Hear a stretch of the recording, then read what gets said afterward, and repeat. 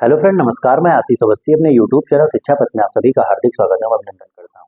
संविधान की इस क्लास में आज हम भारतीय संविधान के भाग 9A के संबंध में आपसे चर्चा करेंगे।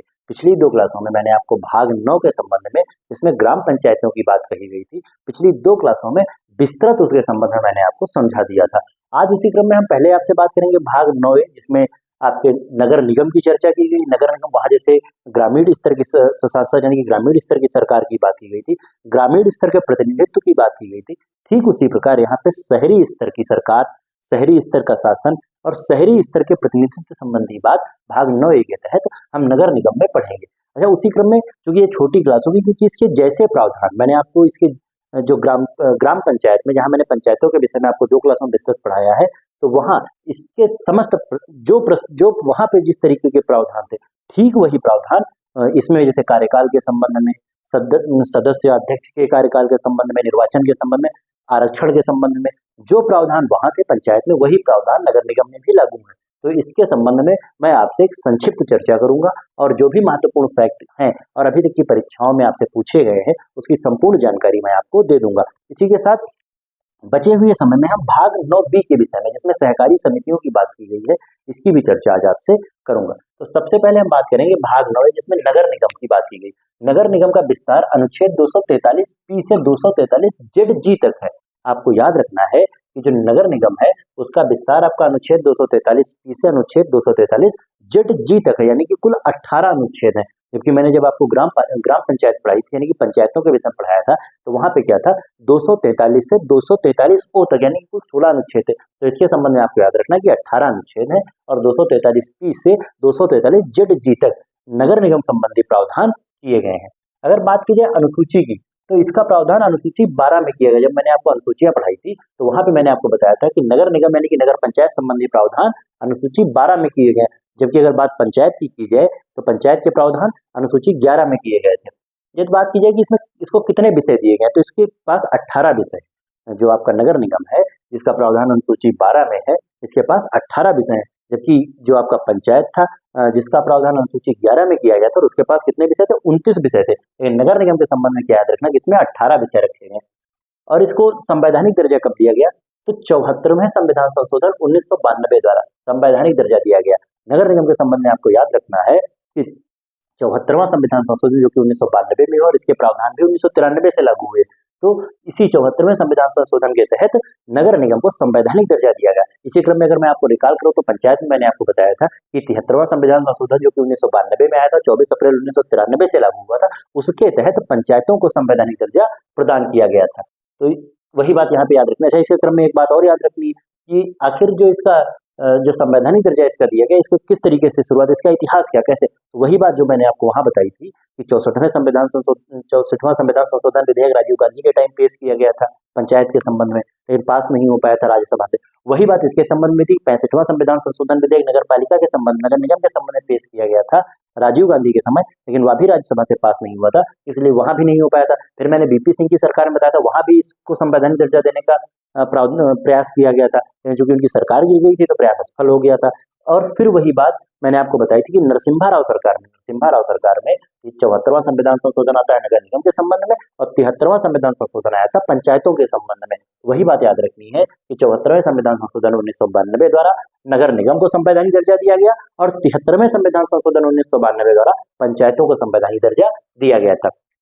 अगर बात नगर निकायों के विकास की जाए, या फिर कुछ इसके विषय में आगे बढ़ने से पहले, या फिर इसका ऐतिहासिक परिप्रेक्ष्य क्या है कि किस तरीके से इसका विकास हुआ है जो नगर निकाय है। तो अगर ऐतिहासिक परिप्रेक्ष्य में बात करूं, तो 1687 में भारत का पहला नगर निगम मद्रास में स्थापित हुआ। एसएससी का एक फेवरेट क्वेश्चन है, एसएससी का फेवरेट क्वेश्चन है, कई परीक्षाओं में पूछा गया है कि जो आपका मद्रास में नगर निगम स्थापित हुआ था, जो कि भारत का सबसे पहला नगर निगम है, वह कब स्थापित हुआ था, 1687 में। तो दो तीन तरीके के प्रश्न यहाँ से बनेंगे कि भारत का पहला नगर निगम कौन था, तो मद्रास था। कब स्थापित हुआ था, 1687 में स्थापित हुआ था, ये बात आपको याद रखनी। फिर आगे 1726 में बंबई तथा कलकत्ता नगर निगम स्थापित हुआ। आपको याद रखना है कि पहले 1687 में भारत का पहला नगर निगम मद्रास में स्थापित हुआ, और उसके बाद 1726 में बंबई तथा कलकत्ता में नगर निगम स्थापित हुआ। अब उसके बाद हम आपसे जो इसके और महत्वपूर्ण फैक्ट है, इसमें खासकर 1992 का जो 74वां संविधान संशोधन अधिनियम है, उसके तहत क्या प्रावधान किए गए, उससे कुछ प्रश्न पूछे जाते हैं और कुछ प्रश्न इसके अनुच्छेदों से पूछे जाते हैं, उसकी चर्चा मैं आपसे कर लेता हूँ। तो जो आपका 1992 का 74वां संविधान संशोधन अधिनियम है, उसकी कुछ विशेषताएं हैं। इसमें 3 प्रकार की नगर पालिकाओं की स्थापना का प्रबंध किया गया। तो आपको ये याद रखना कि नगरीय स्तर पर, शहरी स्तर पर 3 प्रकार की नगर पालिका की स्थापना संबंधी प्रबंध 1992 के 74वें संविधान संशोधन के द्वारा किया गया। तो इसमें कौन सबसे पहले, नगर पंचायत। तो ऐसे कस्बे जो अब गांव की श्रेणी से ऊपर उठ चुके हैं लेकिन अभी शहर नहीं बने हैं, तो ऐसे कस्बों में नगर पंचायत का प्रावधान किया जाता है। और जो ऐसे हैं कि जो छोटे शहरों के रूप में विकसित हो गए हैं, जो छोटे शहरों के रूप में विकसित हो गए, वहां पे नगर पालिका परिषद का निर्वाचन होता है। वहां नगर पालिका परिषद अध्यक्ष निर्वाचित होता है। फिर जो सब बड़े शहर हैं, बड़े बड़े महानगर हैं, वहां पे नगर निगम होती है। वही बात मैंने लिखी कि तीसरे नंबर पर नगर पालिका निगम, यानी कि जिसको हम सामान्य तौर पर नगर निगम कहते हैं। तो जो बड़े बड़े महानगर हैं, वहां पे नगर निगम की व्यवस्था की गई है। तो जो आपके 3 इसके प्रकार थे, मैंने आपको समझा दिए। फिर बाद निर्वाचन की जाए तो तीनों स्तर पर प्रत्यक्ष रूप से जनता द्वारा निर्वाचन होता है। निर्वाचन के संबंध में आपको क्या याद रखना है कि इसके जो अध्यक्ष होंगे, चाहे नगर पंचायत अध्यक्ष की बात की जाए, चाहे नगर पालिका परिषद के अध्यक्ष की बात की जाए, और चाहे नगर निगम में मेयर होता है, जो नगर निगम होता है यहाँ इसका अध्यक्ष मेयर होता है। तो इन तीनों लोगों का जो आप निर्वाचन होगा वो जनता द्वारा प्रत्यक्ष रूप से होगा। आपको याद रखना कि अगर अध्यक्ष के संबंध में पूछ लिया जाए तो तीनों स्तर पर प्रत्यक्ष रूप से जनता द्वारा निर्वाचन होता है। यदि कार्यकाल की बात की जाए तो वही ग्राम पंचायत वाला कार्यकाल, प्रथम बैठक से 5 वर्ष तक का इनका कार्यकाल होता है। फिर इसके संबंध में कुछ महत्वपूर्ण अनुच्छेद है, जिसपे मैंने मार्क किया, स्टार लगाया, आपके लिए बहुत महत्वपूर्ण अनुच्छेद है। इन बातों को आपको ध्यान रखना होगा। सबसे पहला है 243P। इसमें परिभाषाओं की बात की गई है। नगर पालिका, नगर पंचायत, नगर निगम की बात जो मैंने आपको बताई, उसकी परिभाषा संबंधी प्रावधान अनुच्छेद 243P में किए गए। फिर 243Q में नगर पालिकाओं के गठन संबंधी प्रावधान 243Q में किए गए। फिर 243R में नगर पालिकाओं की संरचना की बात की गई है। फिर यस, जो 243 यस है, उसमें वार्ड समितियों इत्यादि का गठन और संरचना। अच्छा, वार्ड समितियां क्या होती है? तो आपको ये याद रखना कि चाहे बात नगर पंचायत की जाए, चाहे नगर पालिका की जाए, या नगर निगम की जाए, जो इनका गठन होता है वह छोटे छोटे वार्डों से मिलकर होता है। छोटे छोटे वार्ड, जैसे अगर कोई नगर पंचायत में अगर रहता होगा तो उसको पता होगा कि नगर पंचायत अध्यक्ष का तो चुनाव होता है, लेकिन साथ साथ छोटे छोटे वार्डों में बटा होता है। छोटे छोटे जो आपका नगर पंचायत का पूरा क्षेत्र है वह छोटे छोटे वार्डों में बटा होता है, और वहां से वार्ड मेंबर चुने जाते हैं। उसी तरीके से नगर पालिका परिषद में भी है कि नगर पालिका परिषद भी छोटे छोटे वार्डों में बटा होता है, और ठीक वही बात नगर निगम के संबंध में भी है। ये छोटे छोटे वार्डों से मिलकर बनती है। तो इसका प्रावधान वार्ड समितियों इत्यादि का गठन और संरचना का प्रावधान आपके अनुच्छेद 243 यस के तहत किया गया। ये बात आपको याद रखनी। फिर सीटों का आरक्षण, अनुच्छेद 243T में सीटों का आरक्षण। तो सीटों का आरक्षण में सेम वही पंचायत वाले प्रावधान लागू होंगे कि SC ST OBC के लिए जनसंख्या के अनुपात में आरक्षण होगा, और महिलाओं के लिए आरक्षण 1/3 से कम नहीं होगा, 1/3 से कम नहीं होगा। बात आपको याद रखनी।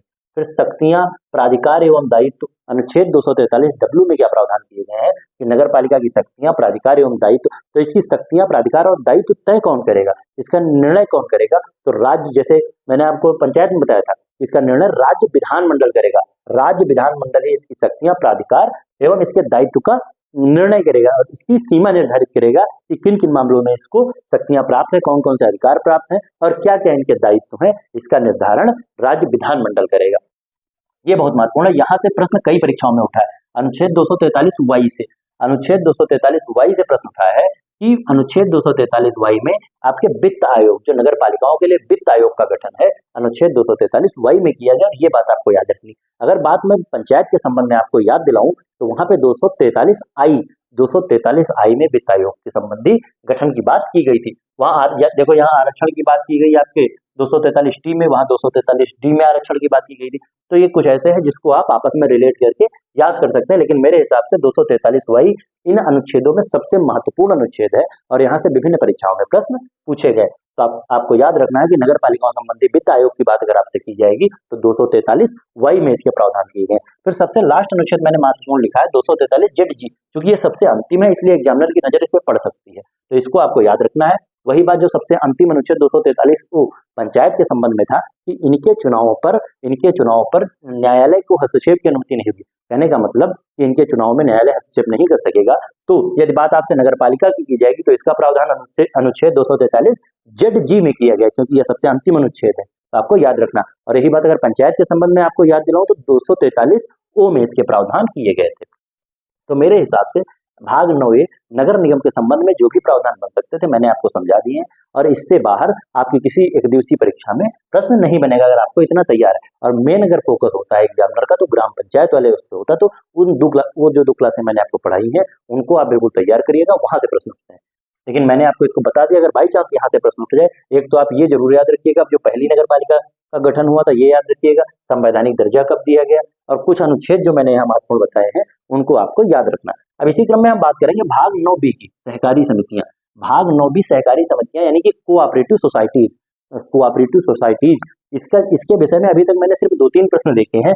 पहला तो एक ये पूछ लिया जाता है कि सहकारी समितियों का जिक्र किस भाग में किया गया है, तो भाग 9B में किया गया। किसमें किया गया? भाग 9B में। एक प्रश्न यहाँ से और बनता है कि इसको संवैधानिक दर्जा किस संविधान संशोधन के द्वारा दिया गया था। कहने का मतलब सहकारी समितियों को किस संविधान संशोधन से शामिल किया गया था।